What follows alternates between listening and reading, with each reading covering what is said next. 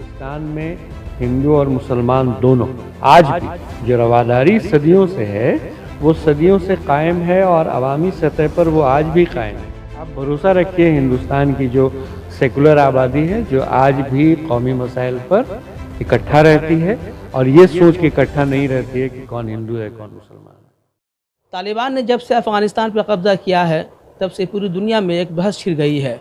हिंदुस्तान में भी इसका अच्छा खासा असर देखने को मिल रहा है। एक तबका अफ़गानिस्तान की हिमायत कर रहा है तो कोई तालिबान की मुखालफत। इस हसास मौजू पर बात करने के लिए हम मौजूद हैं आलम इस्लाम की सियासत पर गहरी और संजीदा निगाह रखने वाले सीनियर सहाफ़ी और तजिज़िया निगार जनाब राशिद अहमद साहब। राशिद साहब, पहले तो आपका इस्तकबाल है हमारे ETV भारत में। शुक्रिया आपका बहुत ज़्यादा। सर ये बताएं, पहले तो जो आप ये कज़िया जो चल रहा है हम आप जान रहे हैं अफ़गानिस्तान और तालिबान, इसका तारीख़ी पस मंज़र क्या रहा है? तो दो लफ्ज़ों का आपने इस्तेमाल किया है, तो पहले अफ़गानिस्तान के हवाले से बात कर लें। तो अफ़गानिस्तान जो है उसकी जोग्राफिया को समझना ज़रूरी होता है, तभी उसकी सूरत हाल और उसके सियासी मिजाज को समझा जा सकता है। ये पहाड़ों से घिरा हुआ एक मुल्क है जिसकी सरहदें पुराने USSR से, चीन से, पाकिस्तान से मिलती हैं। बादशाहत थी लेकिन साथ साथ वहाँ कबायली सियासत भी बहुत स्ट्रॉन्ग रही। फिर बादशाहत ख़त्म हो गई, रूस में इनकलाब आया, उसका असर भी अफ़गानिस्तान पर पड़ा। जो दूसरी आलमी जंग हुई तो उसके बाद दोनों बड़ी ताकतों के बीच सर्द जंग का आगाज़ हुआ और ये दोनों बड़ी ताकतें किसी न किसी तरह एक दूसरे को कमज़ोर करने के लिए छोटे मुल्कों को अपना टारगेट बना रही हैं। शुबह अमेरिका ने सऊदी अरब और ऐसे दूसरे मुल्कों, ख़ुद पाकिस्तान की मदद से पहले उन बच्चों के दिमाग में ये डाला कि रूस की जो हुकूमत है वो गैर इस्लामी हुकूमत है और रूस के फ़ौजी घुसाए हैं अफ़गानिस्तान में जो एक मुस्लिम मुल्क है, इसलिए रूस को वहाँ से हटाने के लिए जिहाद ज़रूरी है। तो पहले बच्चों के दिमाग में जिहाद डाला, फिर उनको हथियार दे दिया और उनको अफ़गानिस्तान में दाखिल कर दिया रूस के ख़िलाफ़ लड़ने के लिए। 9 साल तक रूस को सख्त जद्दोजहद करनी पड़ी और अफ़गानिस्तान के भी एक मोहतात अंदाजे के मुताबिक सिविलियन 6 लाख से 20 लाख तक इस मुद्दत के दौरान मारे गए। लेकिन रूस को अफ़गानिस्तान पर पूरे तौर पर कब्ज़ा करने में कभी कामयाबी नहीं मिली। चुनांचे कुछ दिन की जद्दोजहद के बाद तालिबान काबुल पर हुक्मरान हो गए। उस वक्त तालिबान को सियासत में ज़्यादा दिलचस्पी नहीं थी, सफारतकारी में दिलचस्पी नहीं थी, शिद्दत पसंदी थी वो उनके तरीक़ाकार में भी थी। और उस वक्त के अफ़गानिस्तान में तालिबान के बहुत सारे ऐसे इक़दाम थे जो गलत थे और जिसकी पूरी दुनिया में मज़म्मत भी हुई थी।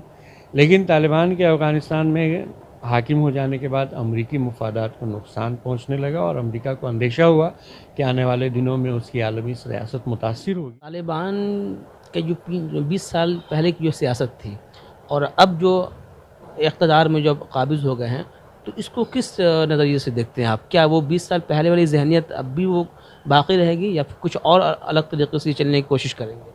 नहीं, अब बहुत सारी तब्दीलियाँ आ गई हैं। अगर आप थोड़ा सा बैनुल-अक़वामी मीडिया को भी देखिएगा तो तब्दीलियाँ बहुत आ गई हैं। अमेरिका जिस अज़्म के साथ वहाँ गया था उसको 2-3 साल में ही अंदाज़ा हो गया था कि वो कामयाब नहीं हो पाएगा, क्योंकि 2004-5 के बाद ही तालिबान ने ख़ुद को मुनज़्ज़म करना शुरू कर दिया था और कबायलियों के साथ उनके रवाबित बहुत अच्छे हो गए थे। उनको भी अपनी गलतियों का एहसास हुआ था कि हमने जो शिद्दत पसंद किस्म के इक़दाम किए वो गलत थे, तो कबायलियों के साथ उनके बड़े अच्छे रवाबित हुए। अब ये सूरत हाल हो गई थी कि 2012-13 तक 14 तक तालिबान जो है वो अफ़गानिस्तान के 60% इलाक़ों पर अपना असर व रसूख़ कायम कर चुके। आप ये गौर करिएगा, ज़्यादा इस तफसील की बात नहीं है कि पिछले 1.5-2 महीने में तालिबान ने जिस तरह रियासतों पर कब्ज़ा किया तो आपको कहीं से भी फ़ोर्स के इस्तेमाल की ख़बरें नहीं मिलेंगी। ऐसा नहीं हुआ कि कहीं बड़ी झड़पें हुई, बड़ी खुरेज़ी हुई। हुआ ये कि तालिबान ने कदम आगे बढ़ाया और जो मुकामी क़यादत थी, कबायली क़यादत थी, उसने सरकारी फ़ौज को कह दिया कि नहीं, लड़ाई नहीं होगी, या तो आप हट जाइए या आप सरेंडर करें। तालिबान ने वहाँ एक आम नौयत की हुकूमत कायम करने का वादा किया, उस पर कायम रहे। काबुल पर भी जब उन्होंने हुकूमत पर कब्ज़ा किया तो उसके बाद भी उन्होंने बिल्कुल वही बात कही जो रसूलुल्लाह सल्लल्लाहु अलैहि वसल्लम ने मक्का फ़तह के बाद कहा था कि आज के दिन सबके लिए आम माफ़ी है। तालिबान ने भी कहा कि सबके लिए आम माफ़ी है। और आप गौर करिए कि तालिबान की तरफ से कोई ऐसी शिद्दत पसंद कार्रवाई की ख़बर नहीं आई है। हवाई अड्डे से जो कुछ बात आई भी है तो वो लोगों के जहनों पर जो तालिबान का पिछला तासुर था उसकी वजह से वो वहशत थी, उसकी वजह से लोग वहाँ से भाग रहे हैं। हालांकि तालिबान बार बार कह रहे हैं कि आपको जाने की कोई ज़रूरत नहीं है, आपके साथ कोई इंतकाम नहीं लिया जाएगा, आम माफ़ी दी जा चुकी है और सब कुछ सिस्टम के हिसाब से काम करेगा।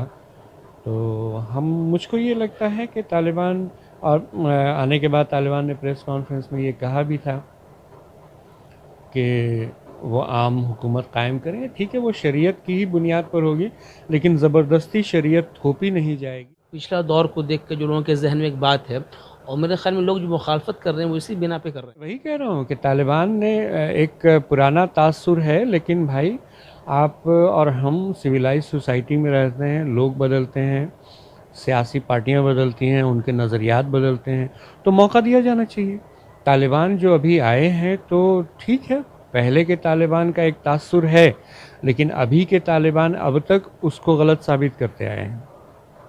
उन्होंने कहा, जैसा लग रहा था कि औरतों को मेन स्ट्रीम से अलग कर दिया जाएगा, उन्होंने कहा कि नहीं, औरतें ऑफिसेज़ में काम कर सकती हैं। लगा था कि उनको पर्दे में डाल दिया जाएगा, उन्होंने कहा कि नहीं, औरतें चाहें तो पर्दा करें, चाहें तो वो चेहरा नहीं छुपा सकती हैं, हम उनको ज़बरदस्ती नहीं करेंगे, वो पढ़ाई करेंगी। हाँ, ये है कि मखलूत तालीम में भी उनकी ये एक कोशिश रहेगी कि पढ़ें साथ, लेकिन दोनों के दरमियान में जो एक फ़ासला होना चाहिए वो कायम रहे, क्योंकि मखलूत तालीम के जहाँ फ़ायदे हैं वहाँ नुकसानात भी हैं जो हम अपनी सोसाइटी में देख रहे हैं। लेकिन अब आने वाला वक्त वो भी तय करेगा कि वो इसमें क्या कर रहे हैं। अच्छा सर, ऐसा लग रहा है कि तालिबान इस बार जो आया है तो बिल्कुल एकदम मैच्योर, जो कहते हैं पॉलिटिशियन, उसने आने के साथ ही कहा कि हम तमाम ममालिक से बात करना चाहते हैं, ख़ास तौर से हिंदुस्तान की बात कर ली जाए तो उसने कहा कि हिंदुस्तान से हम बेहतर रिश्ता बनाना चाहते हैं। इसका क्या इम्पैक्ट मतलब पड़ने वाला है? इसका सीधा इम्पैक्ट है कि तालिबान अफ़गानिस्तान को दुनिया से काटना नहीं चाहते हैं, दुनिया से जोड़ना चाहते हैं। तो जाहिर है कि दुनिया से जोड़ना चाहते हैं तो तालिबान के दिमाग में ये बात भी क्लियर है, जैसा कि खुद आपने कहा, और ये हकीकत है कि तालिबान अब मैच्योर होकर के सामने आए हैं। तो वो ये जानते हैं कि हम दुनिया से रवाबित कायम करना चाहते हैं, तो जो दुनिया की डिमांड है, दुनिया जो हमसे चाहती है, हमको किसी न किसी हद तक उस पैमाने पर पूरा उतरना है, वो उसके लिए कोशिश कर रहे हैं। अमेरिका के जो CIA के टॉप ब्रास जो चीफ हैं, अभी आपने खबरें सुनी होंगी कि उन्होंने तालिबान क़यादत से मुलाकात की है और दोनों तरफ के मामलात पर गौर किए हैं। तो इससे ये साबित होता है कि तालिबान काफ़ी बदल गए हैं, और कितना बदल गए हैं ये तो तभी पता चलेगा जब उनको थोड़ा वक्त दिया जाएगा। तो हिंदुस्तान का रुख अब तक साफ नहीं हो पाया है, हिंदुस्तान सरकार का, कि वो तालिबान को किस हैसियत से वो देखना चाह रही है, या तो दहशतगर्द वो कहे या फिर उसका सपोर्ट करे। तो ये रुख साफ नहीं होने की वजह से हिंदुस्तान में भी एक अच्छा खासा इसका असर दिख रहा है।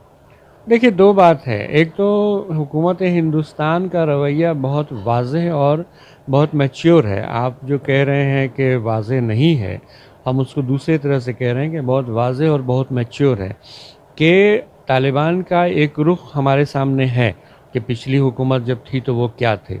लेकिन हम एक डेमोक्रेटिक कंट्री हैं और हम एक दुनिया की बड़ी और ज़िम्मेदार जमहूरियत हैं, तो हुकूमत हिंदुस्तान तालिबान को भी मौका देना चाहती है कि हम देखें कि अगर ये बदले हैं तो किस हद तक बदले हैं। अगर बदल गए हैं तो वेरी गुड, हम इनसे बात करेंगे।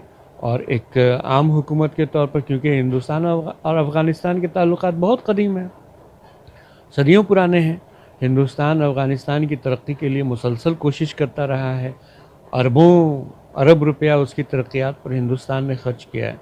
तो हुकूमत हिंदुस्तान देख रही है सिर्फ कि तालिबान का जो बदल जाने का रवैया है, वो जो दुनिया के साथ आम उसूलों पर रवाबित की बात कर रहे हैं, उसमें किस हद तक सदाकत है।